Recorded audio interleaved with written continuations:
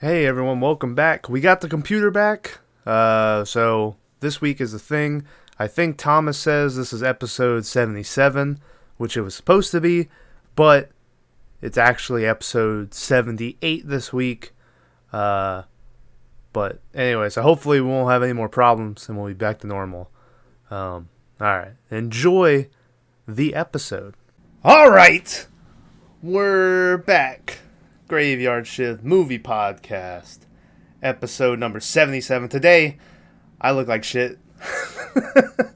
I shaved my shit, my double chins are showing. Yeah, why would you do that? I don't know. Every now and then, I'm like, I'm gonna shave. And then the second I do it, I'm like, this is terrible. Why would I ever do this? But I did it. But this week, it was my pick. And I picked The Thing. John Carpenter's The Thing from 1982. And to be fair, Maverick tried to watch this once but was too drunk and gave up on it. But before he stopped, he didn't sound too pleased with it. So this might be a very big disagreement that we're about to have on this episode. So Maverick, you watch it this time, stone cold sober, I assume. I did, yeah. Okay. What are you gonna rank this one? It's a 3, and that's generous. Okay, well, I am gonna give it a 9.5. It is great. I hate Just you. like Tyler. I hate what you. The fuck? What? Tyler? Yeah, Tyler. Give shit movies good reviews. That's not it. Listen. Tyler was on a different level. He was giving Willow Creek like a 7 and an 8 and stuff.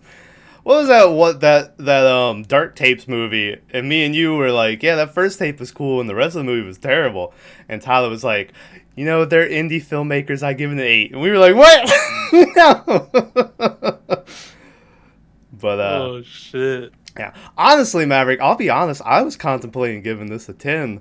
But Jesus. I do think like the last, I want to say 15 or so minutes, they seem to not be as enjoyable as the rest of the movie to me. So I was like, I'm gonna give it a 9.5. But oh god, my voice. But anyway, spoiler warning for The Thing. If you've never seen it, we're gonna ruin everything about it. So you've been warned. First off, before we start, Maverick, can we at least agree on one thing? And that is that Kurt Russell is like the coolest fucking dude on He's so planet cool. Earth. He's so cool. He's Dude. so cool. Like, fucking, I think I read it took him like a year to grow like that beard and hair for the role or Really? something. Yeah. But Yeah, that sounds about right. it's every time I'm trying to think if I've seen a Kurt Russell movie without the facial hair. I know those like Escape from LA or whatever. I don't think he has facial hair. But To be honest with you, he's not like our generation, so no, I can't think of a lot of movies I've seen Kurt Russell in. I think most of the Kurt Russell movies I've seen are Tarantino movies. So That's to probably be true in fair, my case. he didn't have a beard in Death Proof, I don't think, but he definitely had one in Hateful Eight and his little appearance in Once Upon a Time in Hollywood. But anyway, I'm glad we could agree that Kurt Russell is cool as shit. Yeah. Yeah, and then second, as I was watching it, I think, is this the first time we've watched a like horror movie? Oh, hold on. I should probably start recording. All right, hello everyone. We're back. I wasn't recording, but I had that backup recorded, so we're we're good to go. Oh my God. But what I was saying is this the first movie that we've watched that's based in the snow? Have we watched a snow movie? I know the only one I can think of is maybe Silent Night, Deadly Night had snow, but it wasn't really like a snow based horror movie, you know? Yeah, I can't. I'm sure we've watched one, right? For some reason, I think Color Out of Space had snow. There was a Friday that was snowy, I, if anyone Dude, knows if we've watched another snow horror movie, let us know. I can't think of it. But yeah, so anyway, the thing, this is technically a remake, but not really. There was a book or a short story, I think.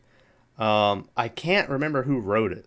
But it was called, Who Goes There, I think is the name of it.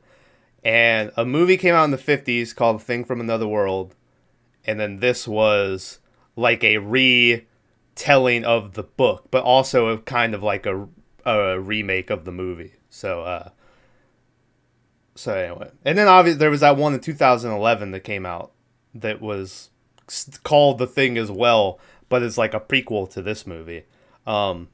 Which, funny enough, Maverick, the 2011 movie, I'm pretty sure, is about the Norwegian base. ooh, Yeah. that's So. yeah. The whole Norwegian thing was something. Yeah.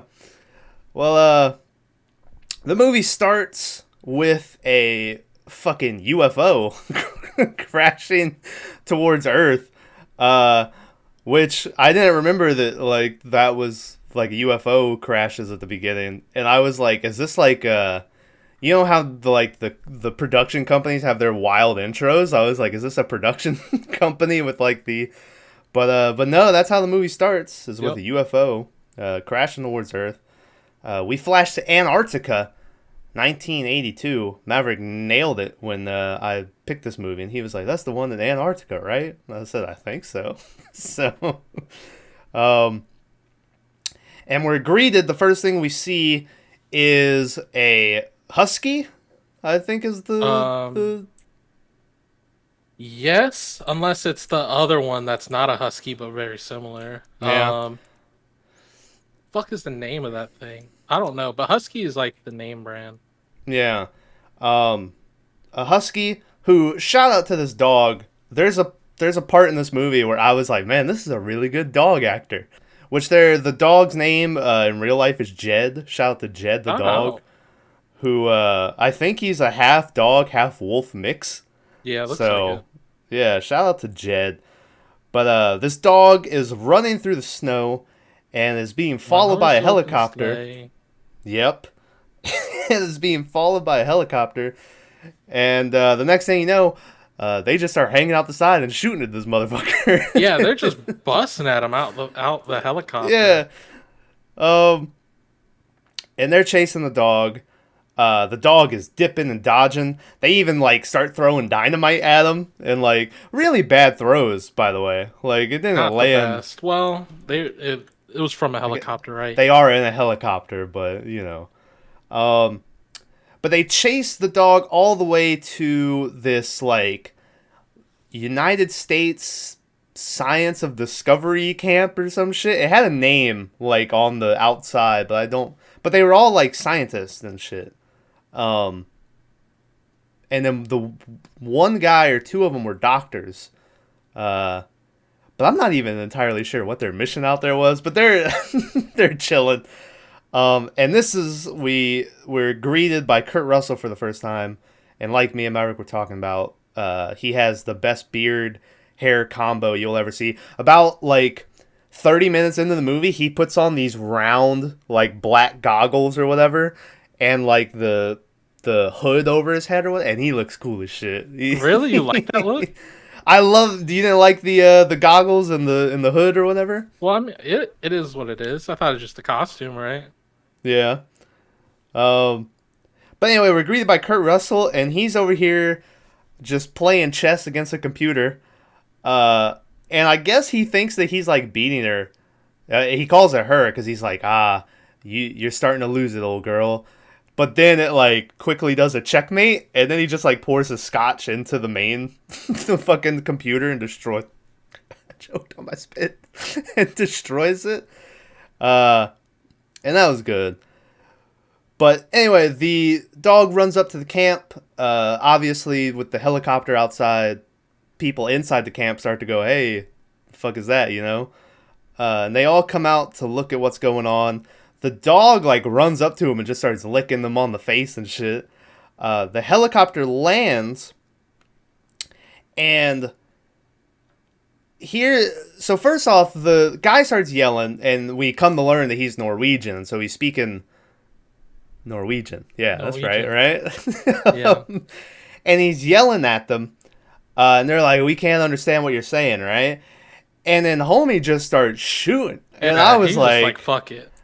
Yeah, I was like, I think there's a better way to approach this. But he starts shooting. He misses the dog. He shoots this guy who I come to call in my notes the whole time Redbeard, because he was the only one that had reddish hair on his face. But he shoots this guy Redbeard in the leg. His helicopter buddy pulls out a grenade. And, like, what? Does he just slip when he goes to throw it or something? I don't know. But he slips and falls, and the grenade goes off and destroys the helicopter, kills that guy, and then this guy inside of the camp busts out a window and takes a shot at the other Norwegian and shoots him, like, straight through the eye. We see him later and shit. But so... I will say that's one, is it felt like them guys got killed too easy. Like, it just, I guess, knowing what we know now about the thing, those guys were probably, like, pretty high alert, But it just seemed like such a random way for those two dudes to die without being like, hey, listen to this. And then they tell them what's going on, But anyway, those two dudes die. We cut inside to where they have them on, like, the coroner's table or whatever. And I don't know if you recognize this guy, Maverick, but the guy who I think he's the doctor, I want to say, is played by Wilford Brimley. He's the guy they lock in the shed later or whatever. Okay. But played by Wilford Brimley, yeah, who is obviously the, I take my diabetes medicine or whatever. So, shout out to Wilford Brimley, back when he didn't have diabetes, I assume. He might have had. People get diabetes early. Diabetes. But yeah. But we go inside. They sit all the dead guys out. They're like, what was their deal? And we're like, oh, we don't know. Wilford Brimley goes in the next room, and we meet a guy who I think they call him Window, but I call him Radio. Because he worked with radios. But I guess I'll call him Window for the rest of this. But we meet Window, and Wilford Brimley is telling him, hey, we need to figure out what the fuck happened with these guys. Radio someone. And Window tells him that he hasn't been able to get in contact with anyone for 2 weeks, And Wilford Brimley's like, oh, keep trying or whatever. Then,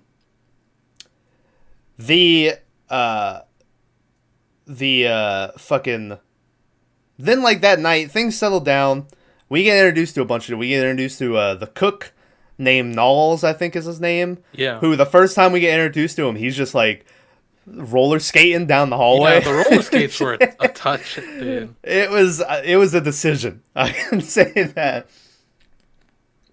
How disappointed are you that there was never a scene with him trying to escape from the thing with the roller skates? But yeah, we get introduced to Knowles.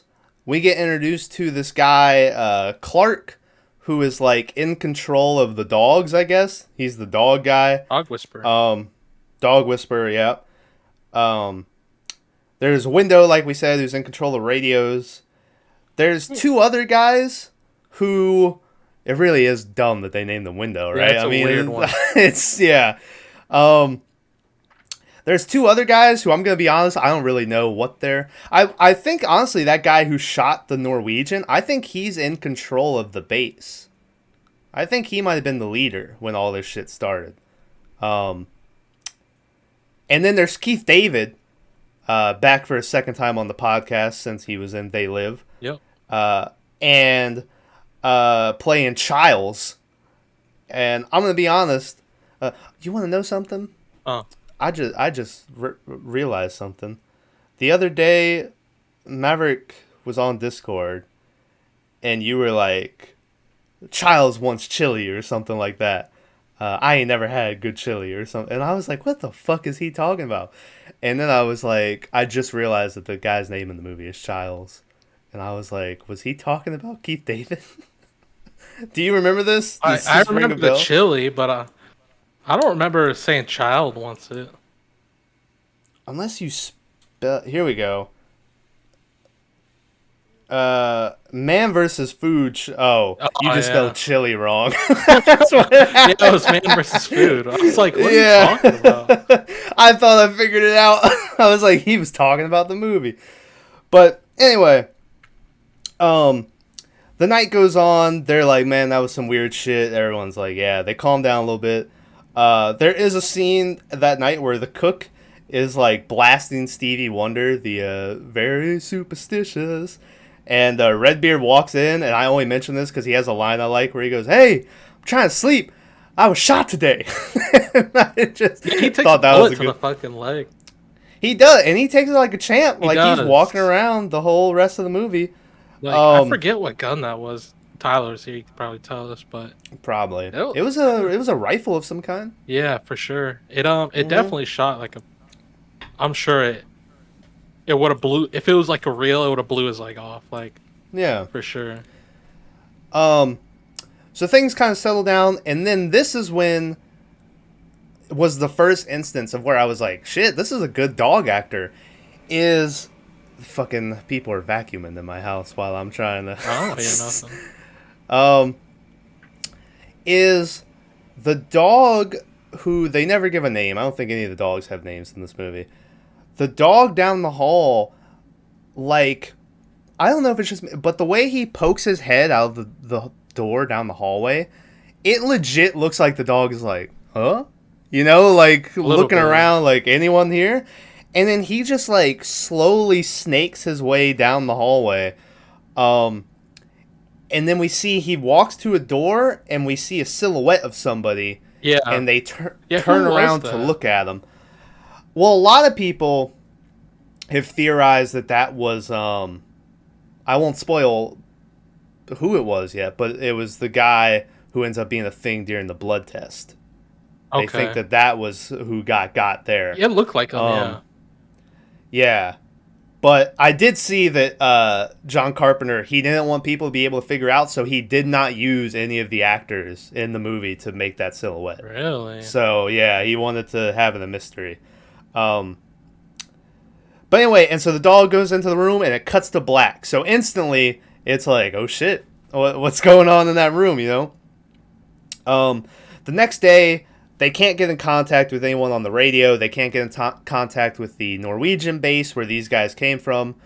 So Kurt Russell and some other guy, I don't remember who he goes with, but Kurt Russell is the fucking like helicopter pilot and shit. Um, Yeah. Apparently, there was a whole backstory that John Carpenter wanted to add about how Kurt Russell was a Vietnam pilot and he has PTSD, and that's why like Kurt Russell's up all hours of the night and he heard all the shit going on with the dogs later and all this stuff. But Ah. the studio was like, no, John Carpenter, you can't do that. Wow. That's fucked. I know, right? So Kurt Russell and this other guy go to the Norwegian camp to see what the fuck's going I on. think the doctor, right? Well, Is it the doctor? yeah, he said it because they were saying that they didn't want to go because it would have Yeah. been if they crashed because it was like bad wind conditions, right? Yeah, it was real bad. So if they crashed, it would have been they would have lost a pilot and a doctor, and I swear someone else went with them, but I don't remember who. I don't remember a third going. I remember It two must of have them just been there. two. Because Yeah. I mean, if you think about it, like For some reason, I remember Keith David suiting up, but I don't think Keith David went with him. no, it was him and the doctor. Yeah. The I'm Okay. pretty sure it was the heavyset dude, the one they locked in the Wilford shed. Brimley. Yeah. It might have been. Um, but Kurt Russell and him show up to the Norwegian base, and very quickly they start to realize some shit's going on. They're like, it's abandoned.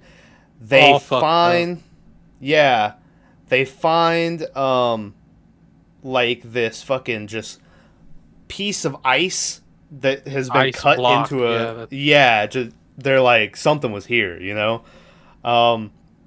They go inside the base. There's a super cool shot where they find this dead guy, who at first it looked like he killed himself, Yeah, where he had slit him. his wrists, but then his throat looked cut too. So Yeah, I was it looked like he. I thought it was suicide.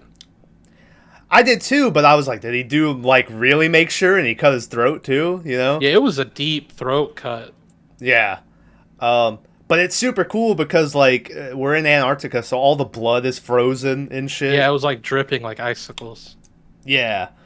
But anyway, and so then they explore more, and at the very end they find what at first just looks like a mass grave of burnt people. And then when they take it back, we get a closer shot, and it's like 2 or 3 people blended together. We get a close up of like the face where the 2 faces are meshed together and shit. Yeah, that's what it looks like. Like they're morphed together. Yeah, and I gotta say, those guys at the U.S. base did not seem as fucking alarmed as they should have been. I don't think they were just like, let's do an autopsy. And I was like, what?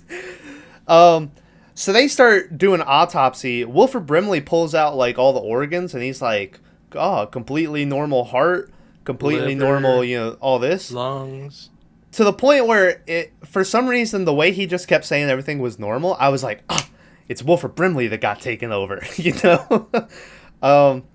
But yeah, from what that scene indicates is that like this is a completely normal people, but they're like blended together or whatever, and all their organs are normal. So they're like, we don't know what the fuck's going on. That night they're lounging around, and like the dog bumps into one of the guys. I don't remember what he did, but it caused the guy to be like, why don't you put that mutt back where the with the other mutts where it belongs. And so Clark, the dog guy, is like, okay, and Clark leads the dog down the hall, and he opens up the door, and the dog like waits for a little bit, and then Clark's like, what are you waiting for? Go on in. And the dog goes in, and this is when I said that I was like, this is a really good dog actor, is the way he just slowly sits down and doesn't blink or move and just stares dead ahead or whatever. Yeah, for some reason. Yeah, the way they filmed it or whatever, I was like, God damn, this dog is is killing it. And the dog was killing that scene, and then the next thing you know, it starts killing the other dogs. Oh yeah, it fucking murdered them. It starts to like freak out. It starts to hiss. Its face starts to bubble, and then it just straight up splits. Yeah, and there's like it's just the dog's skull. Little like tentacles start to pop out. The tentacles were a weird touch. I didn't really like them. The tentacles I could go without. But the dog face splitting was pretty fucking cool. It was and then the next thing you know, like the dog just starts like spraying the other dogs. Like, I don't know. I imagine they just had a guy in the corner just with a hose spraying the dogs or whatever. The old classic guy in the corner with a hose. With the hose. That's movie magic for you. And it starts spraying the dogs. Spider legs pop out of the dog. Which that would be a theme throughout the movie. There's a lot of spider legs on these things. There's a lot of spider legs. A lot of spider legs, yeah. I think I just realized that as I said it. Yeah. The dog guy hears all this happening. I will say, the dog did not wait very long to start his master plan. Like, I feel like if he would have waited a little bit longer, he might have been able to get away with it. But literally, he waits not even a second after that guy's gone and starts it. So Clark's not even gone. He hears it. He comes back. And he hears what's going on in the cage, but the lights have been like busted out or some shit. So he can't see, but he opens the door anyway. And I was like, that is not a smart move. He was ballsy to go in there. Yeah. And then the next thing you know, a dog, like a normal dog, jumps out of the cage. But I'm going to be honest, scared the shit out of me, Maverick. Really?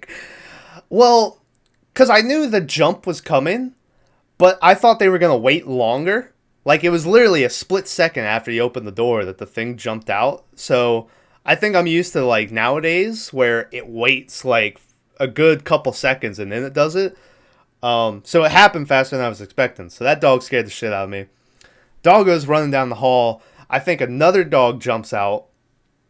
And then when Clark looks in, he finally sees the thing now, which is like sprouted, and it's got this like weird dog melted face and stuff. Yeah, it's weird. That was weird. Yeah. I didn't really like that one. This is when Kurt Russell starts to hear all this shit going on. So he pulls an alarm. He immediately knows some shit's going down. Everyone starts to like come out in the hall being like, what's going on, you know? Kurt Russell runs down there. He sees what's going on, and then he sends a guy to go get Keith David. And this is another one of my favorite lines, is this, I can't remember who goes to get him, but he runs into Keith David's room, and he goes, Childs, Mac wants you. He needs the flamethrower. Yeah. And Childs goes, what the fuck? It's a weird situation to need a flamethrower. Mac wants the flamethrower. Mac wants the what? That's what he said. Now move. Yeah. Also, why do these guys have just a flamethrower? I guess maybe because ice or something? Yeah, I don't... That's a good question, actually. Why do they have this flamethrower? They had two, actually. Yeah, they did, didn't they? Why do they have so many flamethrowers? They probably use it to clear snow, right? Maybe. Which is fucking gas prices nowadays. Good lord. Right, thanks, Biden. Yeah, fucking Biden. But anyway, so everyone gathers outside the cage. They're looking at this dog thing. They're like, what's the fuck's going on? It gets super big. Keith David finally shows up, but he, like, doesn't shoot him immediately. And the whole time, Mac is going, shoot him, you know? And then eventually the thing, like, starts to grow to where it's going to escape out of the roof. And that's what causes Childs to finally hit him with the flamethrower. And once again, another problem I have with these guys is he hits him with the flamethrower, and I swear they only wait like a second before they do the fire extinguishers. Well, and I was like, I think I would wait. He makes him wait. He's like, he tells him to hold on, let it burn for a second more, and then, yeah. Yeah. Well, I remember he does that later with the autopsy body. But I could have sworn this one, they just like immediately. But anyway. But they burn it up. They're like, what the fuck's going on? They take the body. They take it back to the autopsy room again. They cut it open.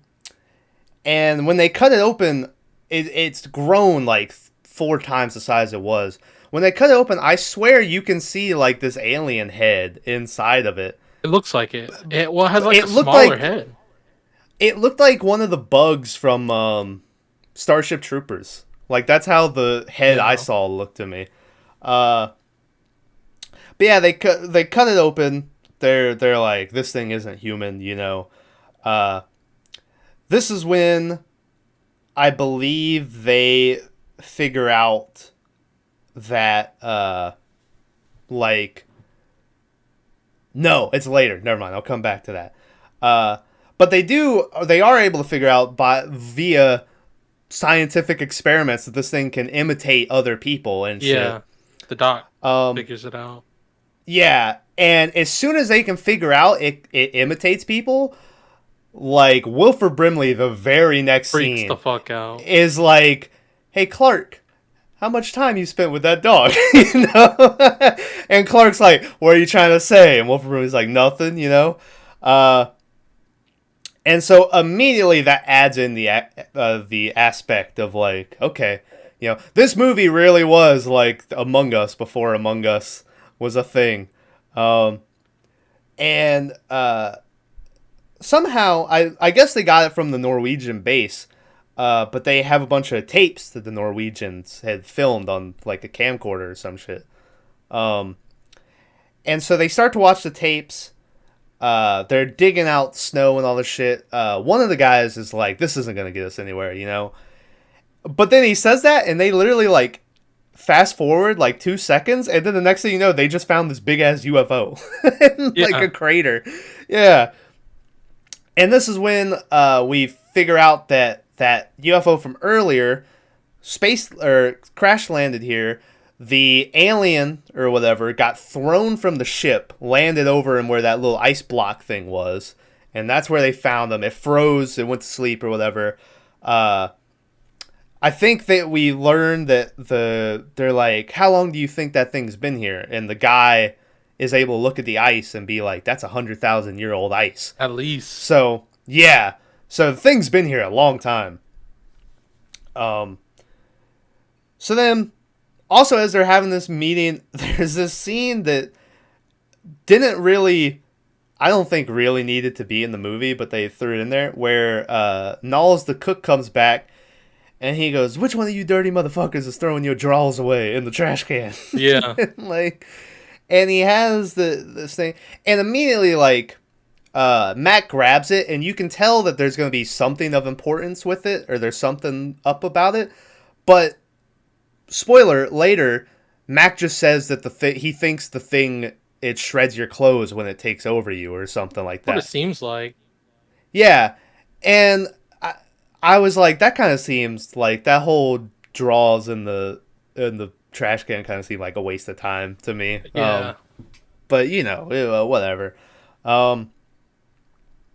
Wilford Brimley, we fast over to him, and Wilford Brimley has run a test on, one of these super powerful 80s computers where it's able to show him a simulation of the thing interacting with other people's cells and tell him that it's a 75% chance that one of the other crew members has been infected, and that if the thing reaches Earth, then it'll be like total extinction in 27,000 hours. Here's a question for you, Maverick. How long do you think is 27,000 hours? Because I learned that I don't know time very well. I was thinking like months or something. Apparently it's like 3 years and like 100 days or something like that. And I was like, oh, that's a lifetime, But Wilford Brimley runs this test, sees this. They stash the Norwegian body monster thing that was blended together in like this random room. But as they're doing it, Windows and Redbeard. Windows leaves the room, and as he leaves, it pans back over to the body, and you see it like dripping shit, and you're like, oh, what's going on here, And I think what that was is I think that monster was outside when they found it.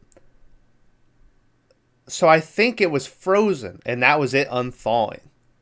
Because then, spoiler, it fucking like attacks Redbeard and wraps around him when Windows comes back. He finds him like in the corner, and it's all wrapped around them and shit. Yeah, it's fucking him up. Yeah. He goes to tell Mac, and before he can get to Mac, like, Kurt Russell is talking to Wilford Brimley, I think, and Wilford Brimley's the one that tells him, like, these things aren't dead yet. He ran, like, some test. Or no, it was, who was it that told him? Was it the Swedes? And they had, like, some paperwork, right? There was that other guy who kind of looked like Redbeard, but he had a black beard and glasses. And then he, like, spoiler, he dies, like, off screen later where they just find his burnt body. Yeah. Yeah. Fuck, I can't remember that guy's name. But I think it was him that ran the test and told him, hey, these things are still alive. And then right as he says that, Window busts in. He's like, they got Redbeard. They all go run into the room. Redbeard is gone. They're like, what the fuck? And then they see the window is open. So they go to chase him. And it cuts over and we see Redbeard. And he's doing like this sideways run or something. Yeah. It looks crazy. But he doesn't get very far. He like falls down to a knee. All the guys come running over. Mac is like, that's not, homie. It's the thing or whatever. And then...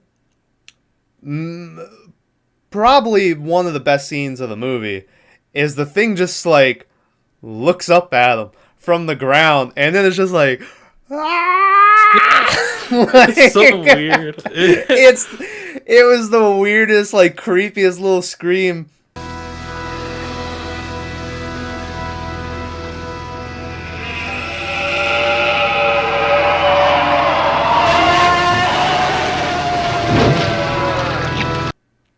And Kurt Russell at that point is like, fuck this, and he just kicks over gas on them and throws a flare and just burns them up or whatever. They pass around the information all these bodies are still alive or whatever. So they, like, put all the bodies in a pile, all the dogs and shit. And they just burn it all. They burn it all up, yeah. Then... as they get done burning it, they hear a noise and they look over and they see Wilford Brimley running away from the helicopter. And they're like, what the fuck? So they go running over, they get in the helicopter, like the whole panel is just destroyed or whatever. They go inside, Wilford Brimley is just losing it. He's in his room. Freaking the fuck out. He's destroying all the computers, like everything. And they're like, they tell Mac, they're like, he's got a gun, you know, don't go in there or whatever. Keith David, like, sticks his head in, and he's like, come on, man, you don't want to shoot anybody. And Wilford Brimley, like, immediately, like, shoots at Keith David. And he jumps back. And this is one of the things where the movie kind of wants you to wonder, like, is he a thing, or is he just going crazy? Because we know he's the one that ran that test that saw if the thing gets to civilization, it's going to kill everyone, you know? So, eventually, also we find out they're like, he destroyed all the computers, and he killed all the rest of the dogs. And it pans over to Clark, and Clark goes, like, gets all frowny faced and shit. They, like, gear up with just a table and something, and they go busting in with a table as a riot shield. Mac, like, punches them in the face, and they're able to stop him and get him tied down.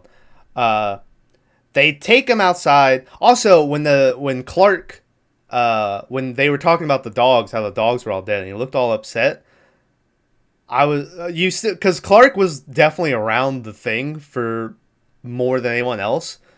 So I was convinced. I was like, oh, he's upset because all his thing dogs got killed or something, you know? I was like, he is the thing. But they stop Wilford Brimley. They take him outside to this little shack that we mentioned, and they, like, lock him in. Kurt Russell gives him, like, some whiskey, and, like, they give him a fire or something. I don't remember what else they give him. Yeah, it's like he's got a coat and, like, a bottle of whiskey, and that's all he has. And it doesn't look very warm in there. No, like, it's not, for sure. It's like a shack out in the middle of nowhere. Yeah. And so Kurt Russell starts to leave, but then Wilford Brimley, before he can go, tells him to watch Clark. Watch him close. Whatever the fuck that means. Yeah. So they go. Kurt Russell, someone had told him about how they could tell, like, if infected blood cells got near real blood cells, like, it would have some reaction. So they're like, we can test everyone's blood to see, you know, if anyone's infected. So Kurt Russell's like, that sounds great. So then they go into the blood room, and wouldn't you know it, someone has been a saboteur, and they've got all the blood. All the blood is pouring on the ground, and immediately it just turns into well, you had the keys, and then, like, well, you are the only one that was in this room or whatever, you know, and everyone's yelling. It pans over to Windows, and Windows is just, like, freaking out. He's like, So he goes running out of the room. He runs down the hall to where they have the guns in, like, the cabinet or whatever. He manages to get out a rifle, but right as he does it, everyone's caught up with him, and they have a gun pulled on him. And they're like, come on, man, you don't want to do this, you know? Yeah, he goes to, like, the armory or whatever. And the armory is like a glass cabinet, like, gun case. And he, like... he just punches it. He punches open the glass and goes to reach in for a shotgun. Yeah. Like, oh, fuck. So they pull a gun on him. They get him to calm down. And then... Oh, the door closed.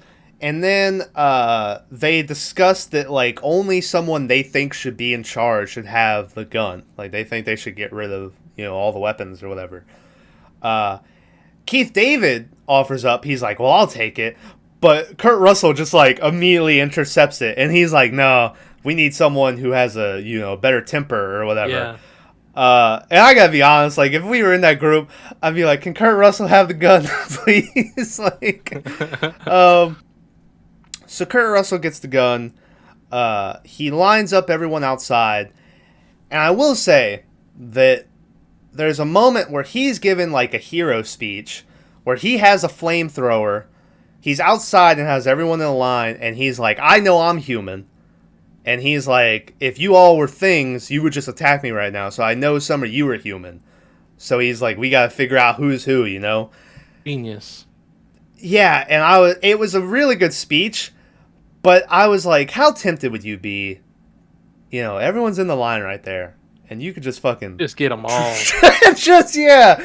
And like, I don't know if it ever crossed his mind or whatever. But in my mind, I'm like, you could just toast them and like you'd be good to go.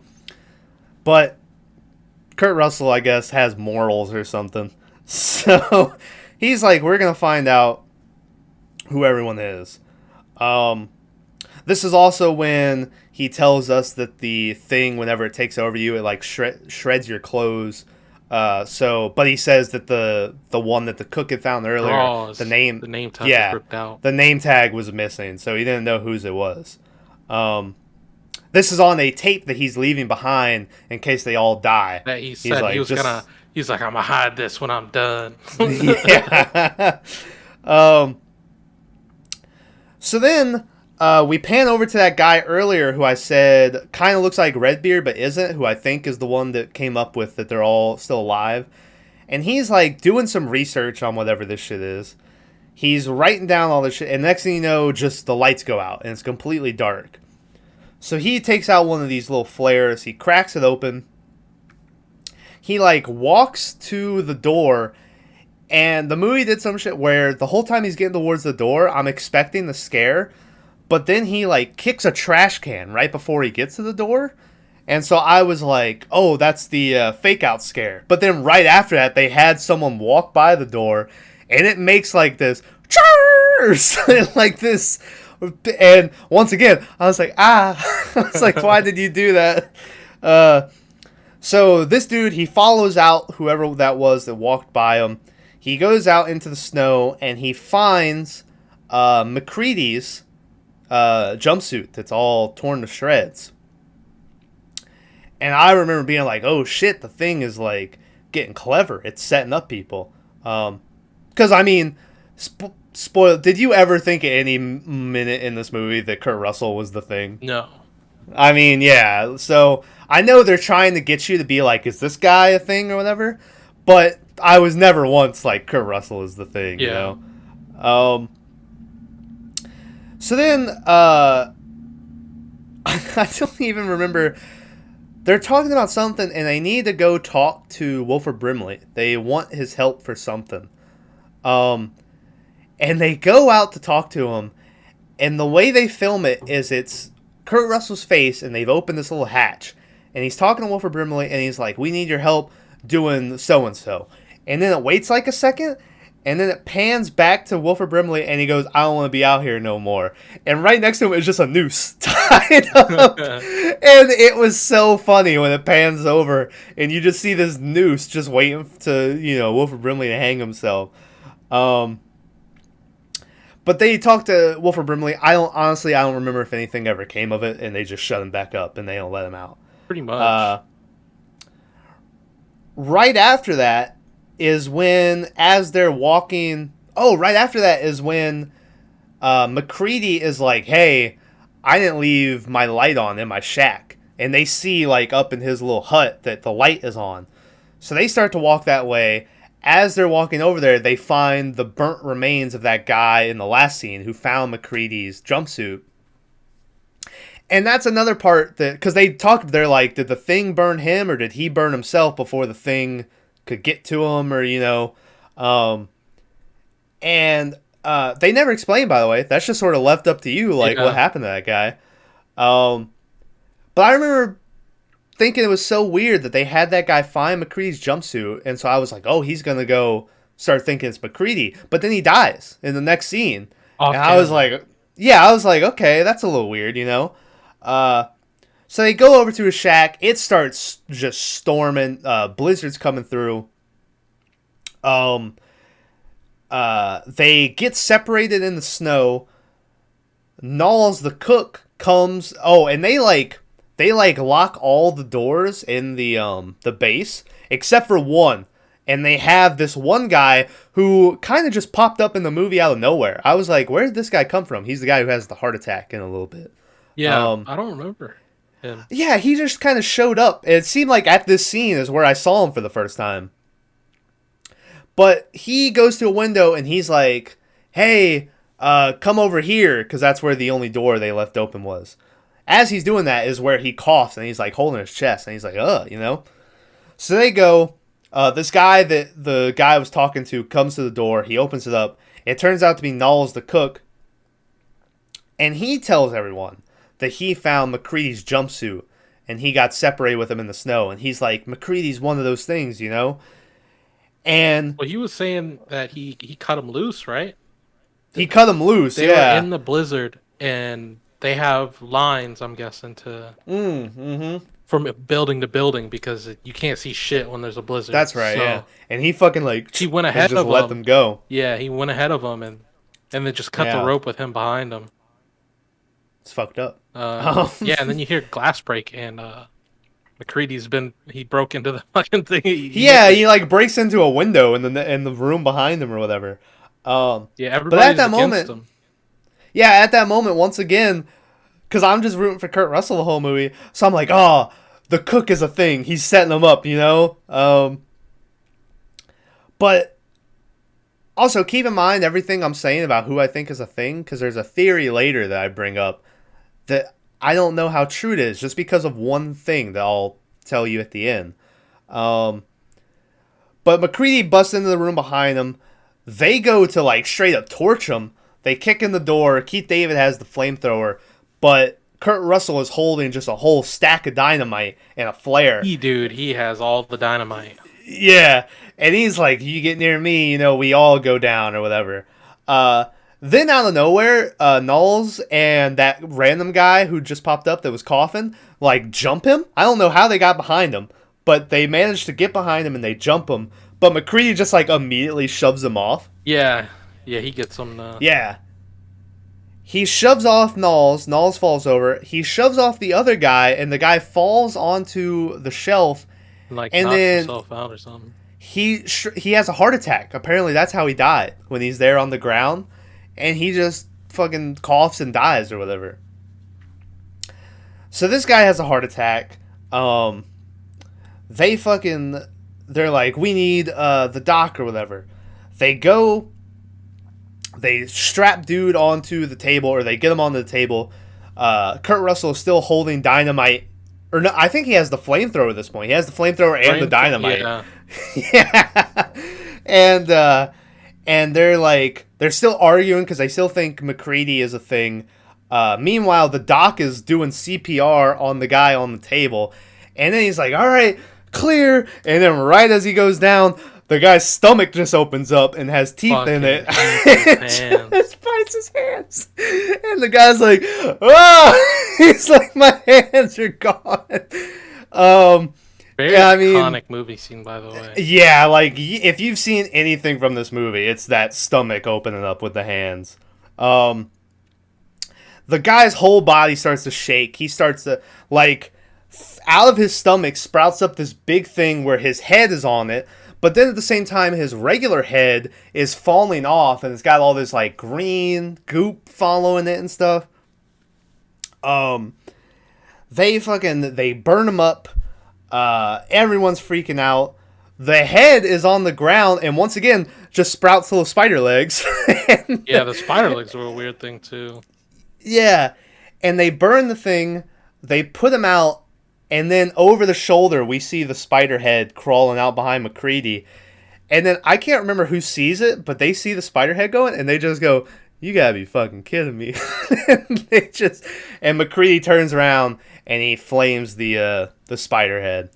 But that's a great scene with Also, I get that kills the doctor too, because the next time we see him, he's dead. And then he which I guess to turn into. Well, I guess he lost a lot of blood or whatever, but I kind of think he could have lived from that, right? No. Yeah. He was gushing, man. He was gushing, but so they all get in a room. Kurt Russell still has everyone like at arm's length. He tells everyone he's going to tie up everyone.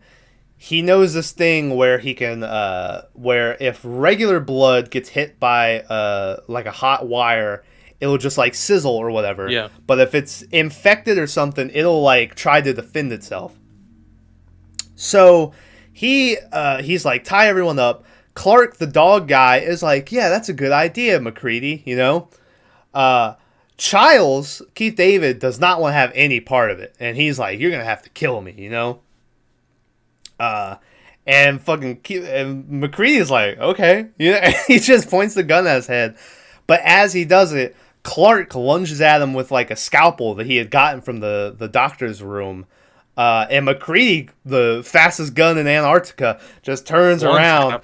One tap, just straight through the head, kills him.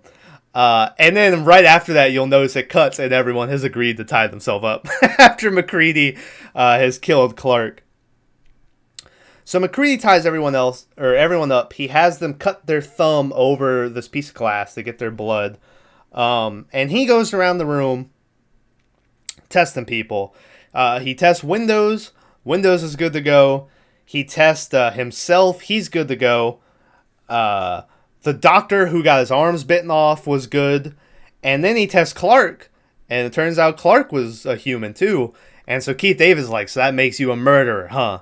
And McCready just kind of shrugs it off or whatever. I'd shrug it. He tried to jump me. Yeah, right? Like, what are you going to do? So then the guy who had shot the Norwegian from the window earlier, who I said I think was in control of the base this whole time, he was the only one who had the key to the blood cabinet or whatever. So he's sitting there tied up and he starts talking about how this doesn't prove anything. This is a waste of time. All this shit. And as he's saying this, like, McCready is heating up the wire again. And he's like, oh, yeah, I figured you would say that. I've had you pegged for a thing since the blood, went bad or whatever. So he's like, we'll test you next. Meanwhile, the guy, like, next to him is just sitting there quiet. And McCready's like, we'll test you next. And then he goes down on that guy's blood. And it just, like, it, like, pops up or whatever. And they're like, what? It just and jumped. It was weird. Yeah, it was weird, that little effect. And then they look over, and the guy's in the chair, and he just goes, just shaking. And they're like, hey, get us out of here. And homie in the chair just starts, like, his face starts bubbling. He starts, growing and stuff. Like he shaking, busts out like a seizure. It's weird. It was wild. He busts out of the chair, and, like, McCready goes to shoot him, but the flamethrower acts up for some reason in that moment. You see him like, what? And he's like hitting it, trying to get it to work. And then the thing, Windows is standing there, and the thing just looks at him and like grabs him and just like sucks his face into his face or something.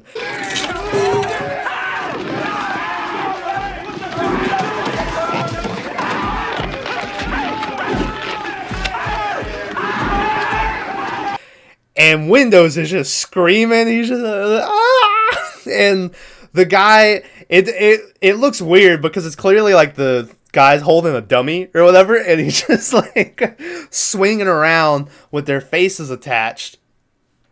He eventually throws Windows over to the corner of the room, and then he busts out of the wall. And McCready is able to get the flamethrower working, and he starts to flame the thing. So the thing's on fire, it's walking away, and then as it's walking, McCready whips out a stick of dynamite and throws it at him and blows him up, and it was real cool. But anyway, he comes back in. Windows starts to turn into a thing over in the corner, but McCready is too fast and he fucking flames him. So then he tests everyone else. Knowles, the cook, is good, so that took away from me thinking he was a thing. Childs is good, and the doctor or the guy who was in control of the blood was also good. So then Knowles and the blood guy and Kurt Russell all go to check on Wilford Brimley and tell him, or they go to check his blood. They go to do the test on him. So they walk over to the shack he's in. But wouldn't you know it, he's gone. And they're like, what the fuck? Turns out, I don't know if the guy made it or what, but there's just a whole underground tunnel under his shack. And so they go and they follow this tunnel. And I guess homie was making a UFO. It's like a little... yeah. Yeah. It's like a little UFO looking thing. And so they're like, where was he trying to go? And McCready was like, anywhere but here, you know? And so I had one of two thoughts. I was like, is Wilford Brimley a thing now? Or was he just trying to make a spacecraft so he could get away because he knew Earth was going to end? You know? But, spoiler later when we see him, he's pretty thingy. So I think he might have just been a thing making the... That's another problem. Is we see the thing, it lands on the space, or in the UFO, right? We see that someone was building this little UFO down here, and if it was the thing that took over Wilford Brimley, it was doing it. But the thing doesn't look that smart, like everything it's doing. How is the thing able to make UFOs, you know? It was never overly intelligent or whatever. I guess maybe once it got into like a human, right? Yeah.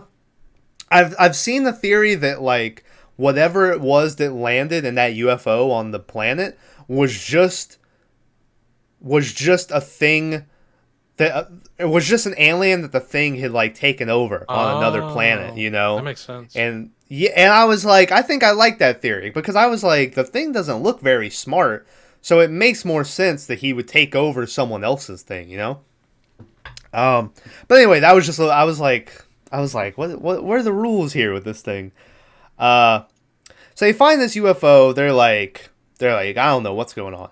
As they go back up top, the lights go out and they see Keith David running away from where the generator was.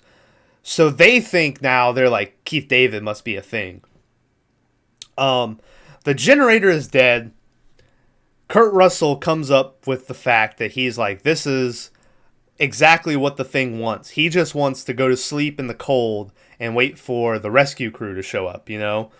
So they'll all freeze to death, but the thing will just go back to sleep, and he'll just wake back up when someone digs him up, you know? Seems like it.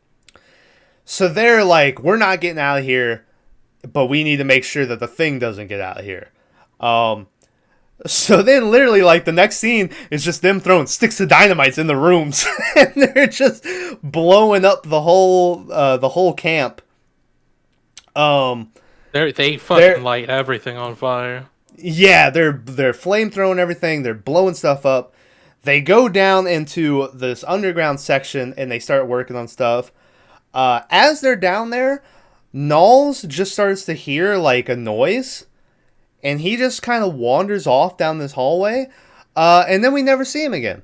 And so I don't know what happened to Knowles. I don't think he made it, but you never see him after that. He just walks down the hall and he's gone.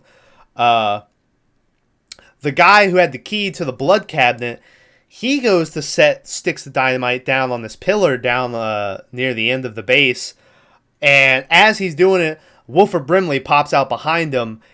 And he's a thing now because he goes up and he does some like society action where he just starts to infuse his hand with the guy's face or whatever. Yeah. And his fingers are like going through his face skin. It's wild. Yeah. And so the blood guy's dead now, or a thing.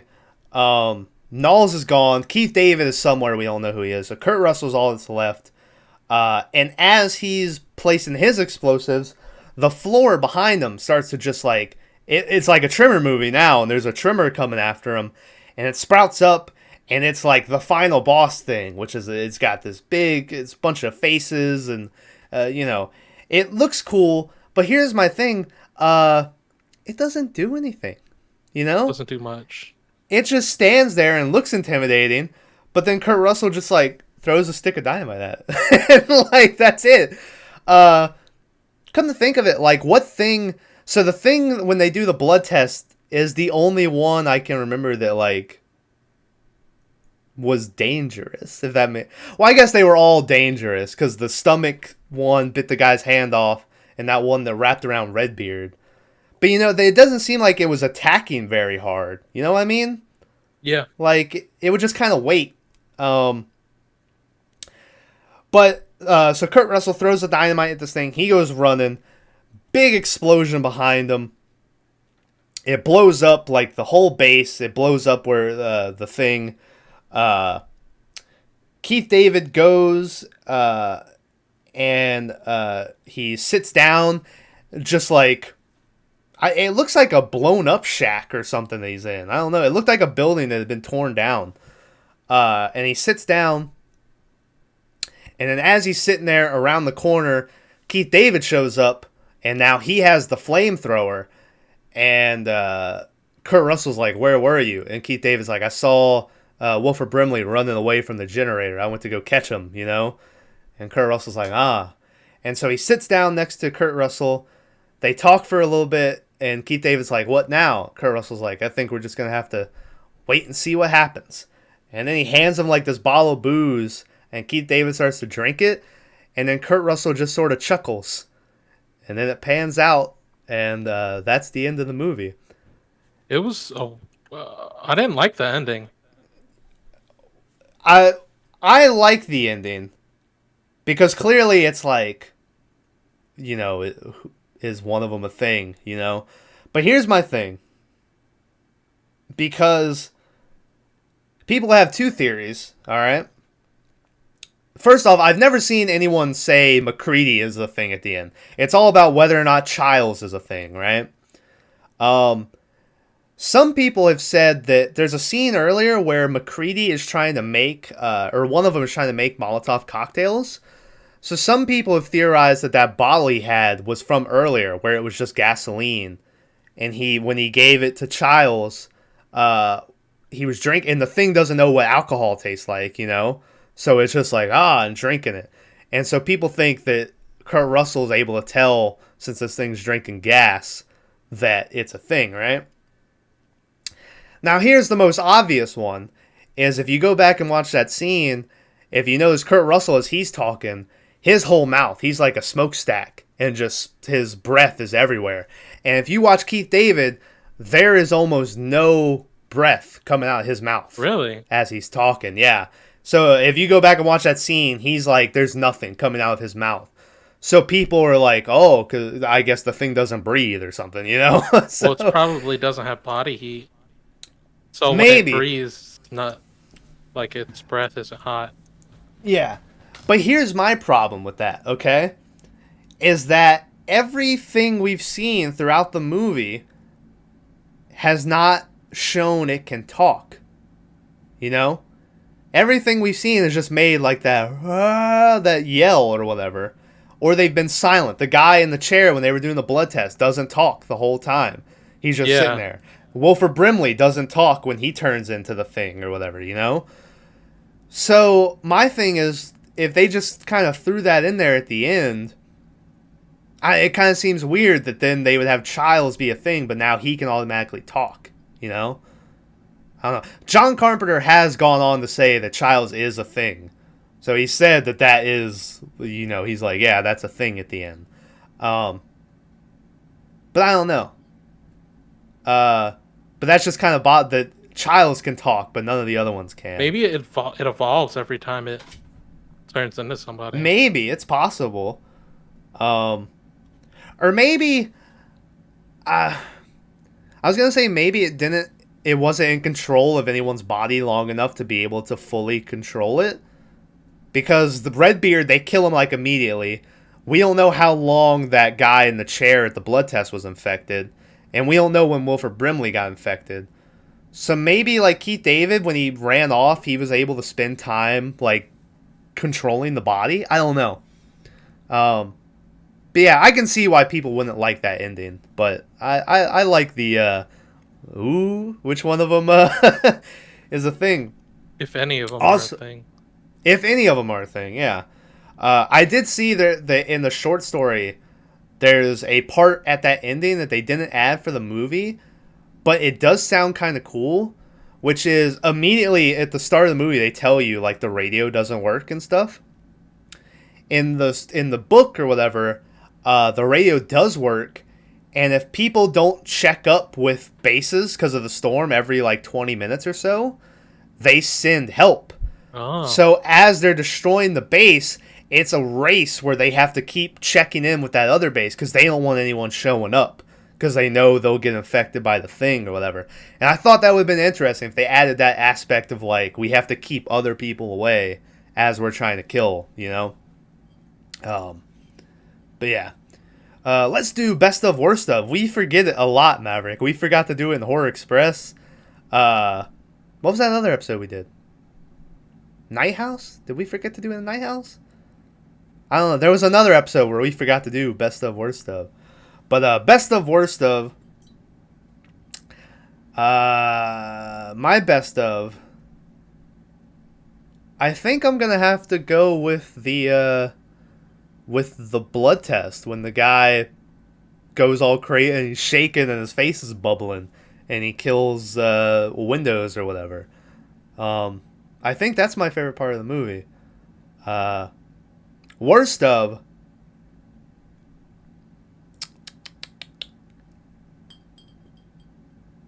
I don't know. Something about them last 15 minutes where they're underground setting all the bombs seemed to drag for me a little bit. Yeah. So maybe shorten that down or something. Because this movie's like an hour 40. I think you could have cut 10 minutes and it would have been better. Also, they just have, like I said, they have Knowles the cook just walk off and you never see him again. But anyway, so that's my best of worst stuff. Maverick, what's your best Nothing. of I worst got stuff? nothing. This movie was shit. Your shit. Ugh. It was that last swig of beer. It was all warm. That was gross. You're terrible. Runner up for best of was the fucking the red beard on the ground. Yeah, it was good. This movie had a budget of $15 million. It made a box office of $19.6 million. Which, when this movie came out, like, everyone shit on it, right? And then, it kind of ruined... It didn't ruin, but it really, like, pushed back John Carpenter's career or something. He had, like, a whole, like, 3-movie deal with Universal or something. And then after this movie, they, like, didn't give him the other movies. A lot of people talk shit about him. And nowadays, I love, because this has been one of the movies that over time, people are like, man, that's really good, you know? Nowadays, anytime people tell John Carpenter, like, oh, the thing's really good, he's like, oh, yeah? Why the fuck didn't you say that back when it came out? He's like, this thing, it ruined me, you know? John Carpenter has stated that this is his all-time favorite movie he ever made. So, take that. What's this I'm reading? Oh, never mind. This is the part where I just go down the fucking facts. The music in this movie, which there's parts of it I really like, but are done by, I'm going to butcher this guy's name, but Ennio Morricone, I'm going to say, who is super famous. He did the music for The Good, the Bad, and the Ugly and all that shit. He also, for this movie, for the music in this movie, he won a Razzie for worst soundtrack for a movie. I think John Carpenter even won like worst director for a movie for this too. Like I said, when this came out, people shit on it, and nowadays when they like it, John Carpenter's like, "Fuck you guys." He's like, "I hate you." So he won a Razzie for worst music or worst soundtrack for a movie for this. Okay. Fast forward to 2015, and he made the music for The Hateful Eight, Quentin Tarantino's movie, right? Yeah, which was great. He won an Oscar for Best Music for The Hateful Eight, okay? Now, I don't know exactly which one it was, but I'm pretty sure if you remember the very beginning of Hateful Eight, where it's like that statue of Jesus or something, and then in the background, the buggy that Kurt Russell is in is getting closer, and it's playing that music where it's like, or whatever. I'm pretty sure that's the one, but some of the music used in The Hateful Eight was music that the guy wanted to use for The Thing, but they couldn't find a place for it. So it's just funny, the music he wanted to use for this movie ended up winning Best Oscar, and the music that he did use won, like, worst.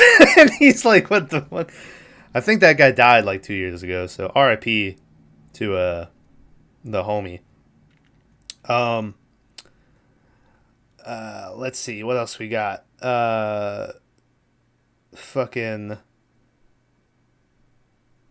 This is, the original, the book, or the short story that this is based off of, which I'm very glad they did this. The original short story, there are 37 characters, and they shortened it down in the movie to 12, and I'm gonna be honest, 12 I think was a little too many. Like, I think you could have had a couple less, so I'm real glad they didn't have 37 people they decided to. That would have been a fucking ton. That would have been crazy. Would have been a clusterfuck. This isn't really a fact, but this is our most viewed podcast we've ever done, so I'll mention it. But obviously, Maverick, I think you might have remembered, which 1998's The Faculty borrowed one of the blood testing scene, which in that movie, obviously, they went around sniffing the scat or whatever, and that was supposed to determine who was the alien or whatever. And so shout out to The Faculty for borrowing the blood scene. The very beginning of the movie, when the Norwegian is yelling at the group, I saw this and thought it was funny if just like a Norwegian person went to see the movie and they could perfectly understand what the guy was saying, and they're like, "Hey," because the guy is yelling, "Get the hell out of here! That's not a dog. It's some sort of thing. It's imitating a dog. It isn't real. Get away, you idiots!" And then he starts to shoot. Yeah, I heard that before. Did you? Yeah. Where did you hear that from? Online, somewhere. Oh. It was like a fun fact from like a YouTube video or some shit. Yeah. Knowles, like I said, they apparently had set up a scene with Knowles dying, but like the test audiences thought it was stupid. So when he walks down that hall, there's supposed to be a scene with him dying, but they cut it out of the movie. So,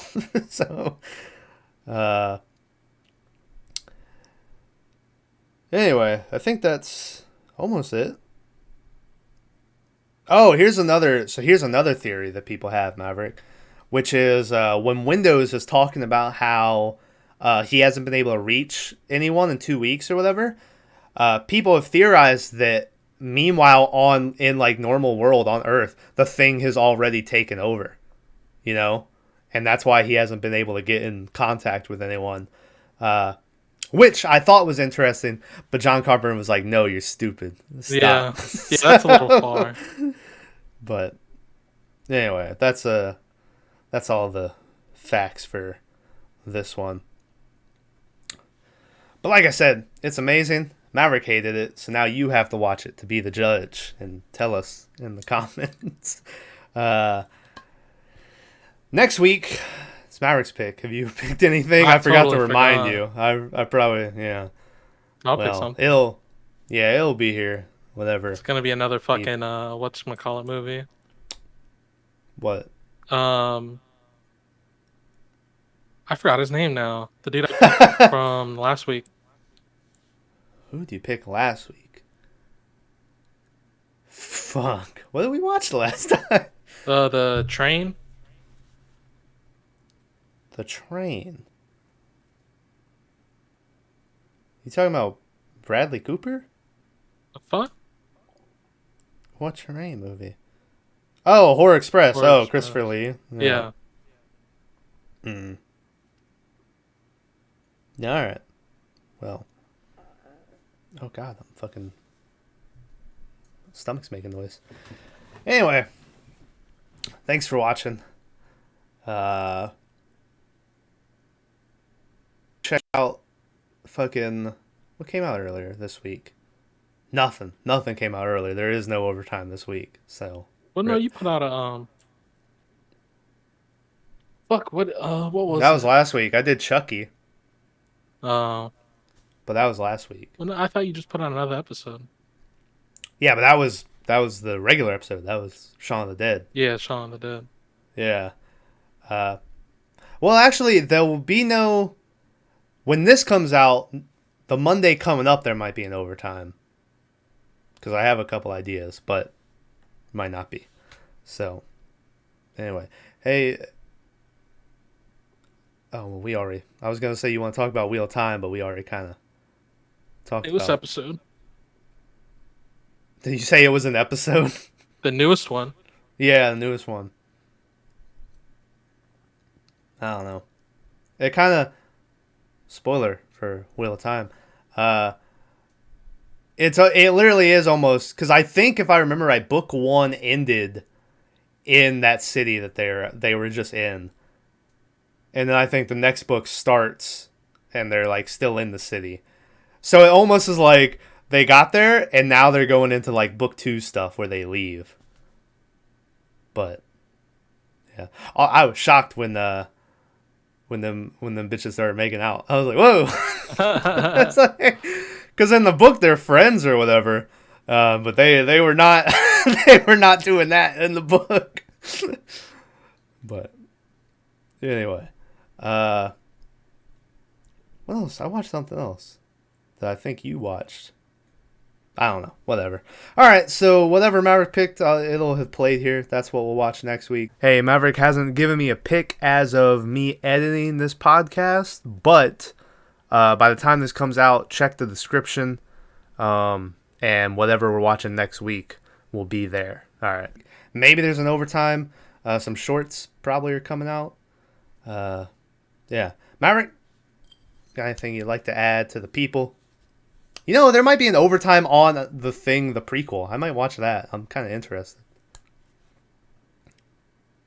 But anyway, anything you'd like to add to the people? Sorry, I interrupted you. Not really, no. Yeah. Your snake has been fucking just up on the He's glass the been whole chilling. podcast. He got 2 rats instead of just 1. 2 rats. Yeah, So just he's feeling pretty big good. balling. He's fat. high as shit. He's like, Anyway. All right. Oh, hey! Shout out to It Takes Two winning Game of the Year. Wasn't there like a lot of pissed people? Yeah, People that were mad as fuck. they were like, it's just a co-op. They were like, I saw a lot of people being like Forza 5 or something. Yeah, someone was saying Forza. I was Yeah. like, I don't know about that. But, and I don't remember, I think there might have been some other game that people were upset didn't win Game of the Year. But, shout out It Takes Two. That fucking book. And them tree rats. Fucking. Anyway. Alright, thanks for watching. Next week, whatever Maverick picked. And we will see you then.